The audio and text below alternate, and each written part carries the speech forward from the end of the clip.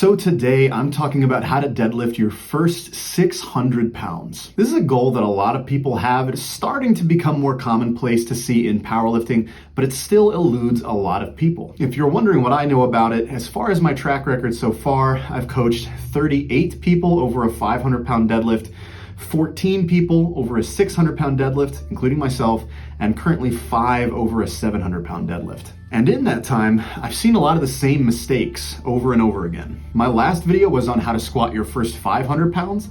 Definitely go check that one out if you haven't yet, and subscribe if you like this sort of thing. But I want to take that concept and kind of flip it on its head for this video. This one is about the 3 things you need to stop doing if you want to deadlift 600 pounds.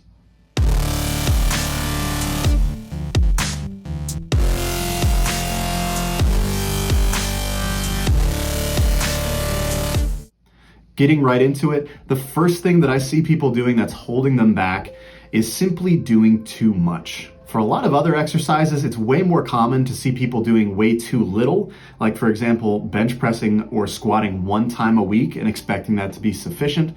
But deadlift is the one where I think oftentimes can go the other way, and there's a couple of reasons for that I see. Deadlifts are usually the exercise where you're handling the most absolute weight, and deadlifts, specifically conventional deadlifts, are one of the most fatiguing things that you could do to yourself in the gym. Because it carries such a high fatigue cost, you rarely see successful people deadlifting 3 times a week like you do with the other lifts. In my experience, I found the sweet spot for most people to be either 1 or 2 deadlift sessions per week, but even within those parameters, we still see people tending to overdo it with volume. On average, again, just in my experience, I found the sweet spot for sets per session to be lower on deadlift than it is for the other 2 lifts. On the low end, I've prescribed just 1 or 2 working sets per session before and seen success with it. I also rarely find going above 4 or 5 sets in a single session to be productive. Most people do fall in between, but you'd be surprised how effective a minimum effective dose approach can be. The second thing that I see all the time is people not respecting training momentum. The deadlift is a very easy lift to ego lift, perhaps the easiest lift.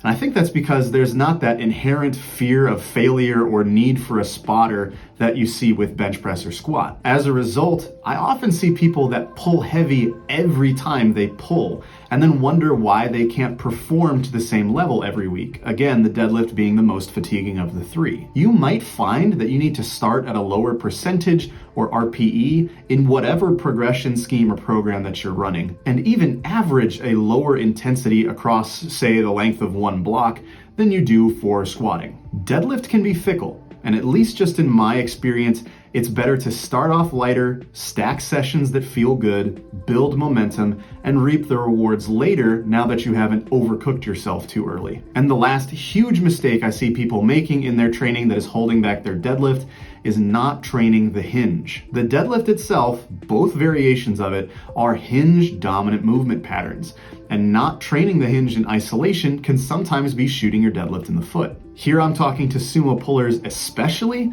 but not exclusively. I'm a believer that sumo pullers should train conventional at least on occasion, and that both stances should be supplementing heavily with RDLs. In addition, remember that the entire posterior side of your body is involved, and developing it as much as you can is in your best interest. Sumo especially is not going to develop those muscles as well as conventional, and neither of them can do it quite as well as the RDL. And that's about it, guys.